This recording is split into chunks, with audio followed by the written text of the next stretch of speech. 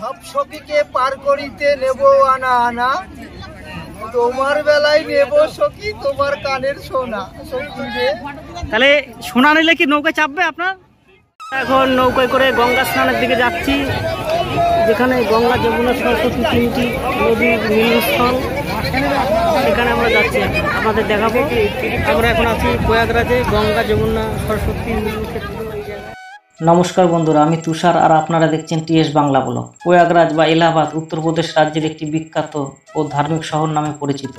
গঙ্গা যমুনা সরস্বতী এই তিনটি বিখ্যাত পবিত্র নদীর মিলনস্থল বা সঙ্গম স্থল হলো এই প্রয়াগরাজ। লোককথা অনুযায়ী পবিত্র এই শহরে মহাভারতের সময় থেকে অস্তিত্ব বজায় রেখে এসেছে। সেই সময়ের নাম ছিল কৌশম্বী। এখানে 12 বছরে একবার দুনিয়ার সর্ববৃহৎ কুম্ভ মেলা আয়োজন করা হয়ে থাকে। এই মেলায় অংশগ্রহণ করে বিভিন্ন দেশ বিদেশ থেকে লক্ষ লক্ষ পুণ্যার্থী। 2018 সালে এলাহাবাদের নাম পরিবর্তন করে রাখা হয় প্রয়াগরাজ।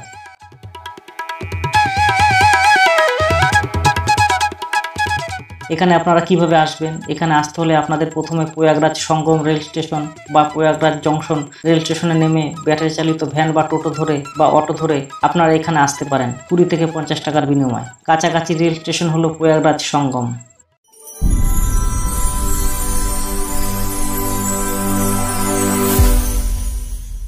নমস্কার বন্ধুরা, আমি তুষার আর আপনারা দেখছেন টিএস বাংলা ব্লগ। আজকে এই ভিডিওতে দেখতে পাবেন প্রয়াগরাজ বা এলাহাবাদ ভ্রমণের সবচেয়ে দর্শনীয় কিছু স্থান।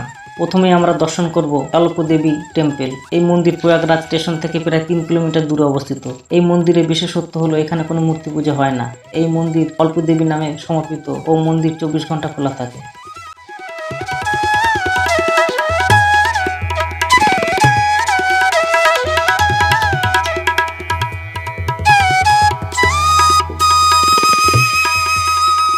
পরবর্তীতে দর্শন করব the Allahabad museum. Allahabad museum Chandrashekhar Azad পার্কের পাশেই অবস্থিত। প্রয়াগরাজে অবস্থিত এটি একটি কেন্দ্রীয় মিউজিয়াম। এই মিউজিয়ামে ইতিহাসে বিলুপ্ত কিছু মূল্যবান মূর্তি ও দুর্লভ জিনিস এখানে দেখা যায়। যখন আপনারা এই প্রয়াগরাজে আসবেন তখন এই মিউজিয়াম অবশ্যই ঘুরে দেখবেন।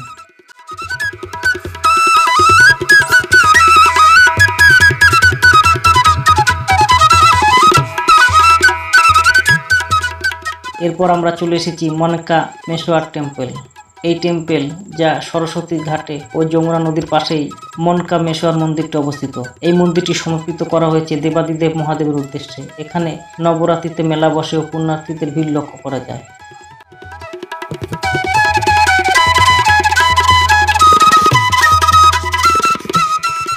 এখন নৌকায় করে গঙ্গা স্নানের দিকে যাচ্ছি, যেখানে গঙ্গা যমুনা সরস্বতী তিনটি নদীর মিলনস্থল, এখানে আমরা যাচ্ছি। আপনাদের দেখাবো, দেখতে থাকুন। আমরা এখন যমুনা নদীর উপর থেকে যাচ্ছি। তারপর আমরা চলে এসেছি অল সেন্ট ক্যাথেড্রাল চার্চ। এই চার্চটি হলো উত্তর ভারতের সবথেকে বড় ও প্রভাবশালী চার্চ এর মধ্যে অন্যতম। 19 শতকের শুরুর দিকে এই চার্চটি তৈরি করা হয়েছিল। এই চার্চটি প্রয়াগরাজ সরোজিনী নাইডু নামক স্থানে অবস্থিত।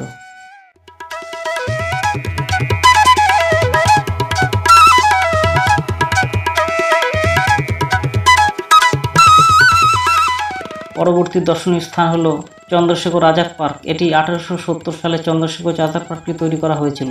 133 একর বা প্রায় 403 বিঘা জমিতে অবস্থিত এই বিশাল পার্কটি স্বতন্ত্র সৈনিক চন্দ্রশেখর ব্রিটিশদের হাতে নিজেকে সমর্পিত না করে সাহসের সঙ্গে লড়াই করে নিজেকে আত্মবলিদান করেছিলেন এই স্থানে, যা ইতিহাসের পাতায় বীর সৈনিক হিসাবে পরিচিত লাভ করেছিলেন। এর ফলে 1931 সালে এই পার্কের নামকরণ করা হয় চন্দ্রশেখর আজাদ পার্ক। এই পার্কটি সকাল 5টা থেকে রাত্রি 9টা পর্যন্ত খোলা থাকে।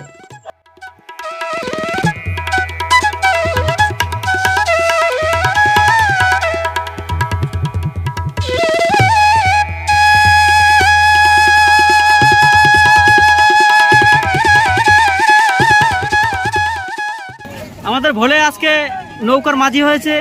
কিছু বলুন মাঝি সাহেব। যমুনার মাঝি, যমুনা নদী। সব সখীকে পার করিতে নেব আনা আনা, তোমার বেলায় নেব সখী তোমার কানের সোনা। সখী রে, তাহলে সোনা নিলে কি নৌকায় চাপবে আপনার? 16 আনা লাগবে। 16 আনা। 16 আনা না দিলে আমি পার করি না। राधे राधे, जल्दी आ जाओ, अभी नाव छोड़ देगा। राधे राधे राधे राधे, आ जाओ। অসাধারণ অসাধারণ। ঠিক আছে। এরপর আমরা চলে এসেছি খুসরুবাগ। খুসরুবাগ রাজা জাহাঙ্গীর তার সন্তানের উদ্দেশ্যে সমর্পিত করেছিলেন। এটি ইতিহাসের একটি বিখ্যাত স্থান। এটি মাহালা খুলতেবাদে অবস্থিত, ভ্রমণের উপযুক্ত একটি স্থান। এটি খোলা থাকে সকাল 6টা থেকে রাত্রি 9টা পর্যন্ত।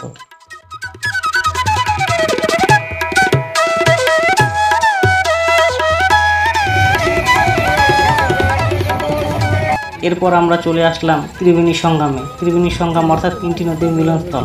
এই 3টি পবিত্র নদী হলো গঙ্গা, যমুনা ও সরস্বতী। গঙ্গা যমুনার অস্তিত্ব মিললেও সরস্বতী নদীর অস্তিত্ব প্রায় অমিল। এখানে প্রতি 12 বছর অন্তর কুম্ভ মেলা আয়োজন করা হয়ে থাকে। মনে করা হয় যে এই সঙ্গমে স্নান করলে পাপ মুক্তি ঘটে ও পুণ্য লাভ হয়। যখনই আপনারা এই প্রয়াগরাজে আসবেন তখন আপনারা 3টি নদীর সঙ্গমস্থলে অবশ্যই দর্শন করবেন ও স্নান করবেন।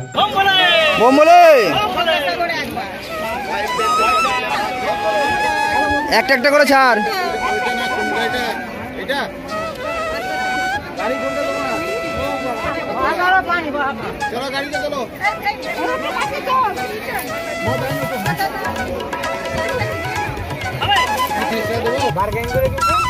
আমাদের স্নান হয়ে গেল, গঙ্গা স্নান।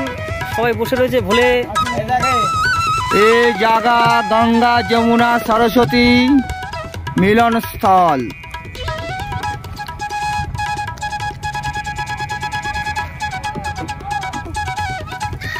आओ आओ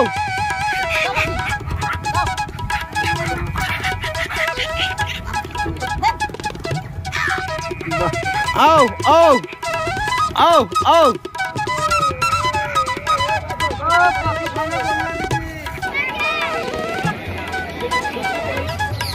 পরবর্তী দর্শনীয় স্থান হলো বডে হনুমান টেম্পল। এই মন্দির প্রয়াগরাজে অবস্থিত সঙ্গমস্থলে অবস্থিত একটি বিখ্যাত হনুমান মন্দির। মন্দিরে হনুমানজি সবসময় শয়িত অবস্থায় থাকে, অর্চনা করা হয় এবং পূজা অর্চনা করা হয়, যা পৃথিবীর অন্য মন্দিরের তুলনায় এটি একটি বিরল ঘটনা। এই মন্দিরটি সকাল 5টা থেকে রাত্রি 9টা পর্যন্ত খোলা থাকে। মন্দিরে মোবাইল ও ক্যামেরা নিষেধ।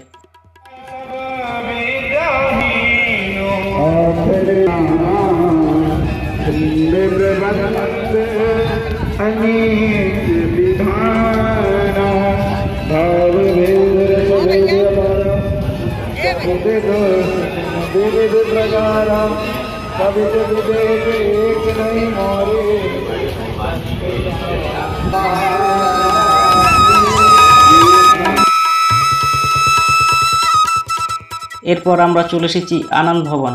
আনন্দ ভবন হলো প্রয়াগরাজে এক ঐতিহাসিক ঘর সংগ্রহালয়, যা নেহেরু পরিবার এটি নির্মাণ করেছিলেন মতিলাল নেহেরু। 1930 সালে এটি প্রয়াগরাজে টেগোর টাউনে অবস্থিত। বর্তমানে এটি কেন্দ্রীয় সরকারের অধীনে। এটি সকাল 9টা 30 মিনিট থেকে সন্ধ্যা 5টা পর্যন্ত খোলা থাকে।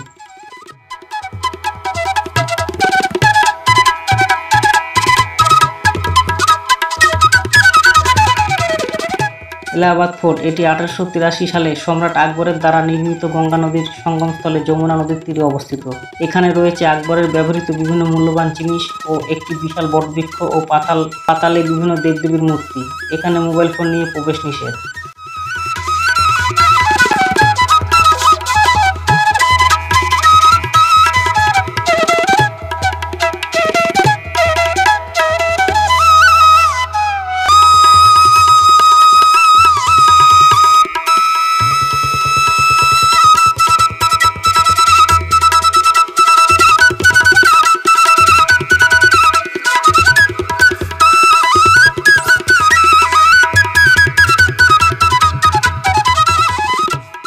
বন্ধুরা, ভিডিওটি ভালো লাগলে লাইক, কমেন্ট, সাবস্ক্রাইব, বন্ধুদের সঙ্গে শেয়ার করতে ভুলবেন না। কমেন্ট অবশ্যই করবেন।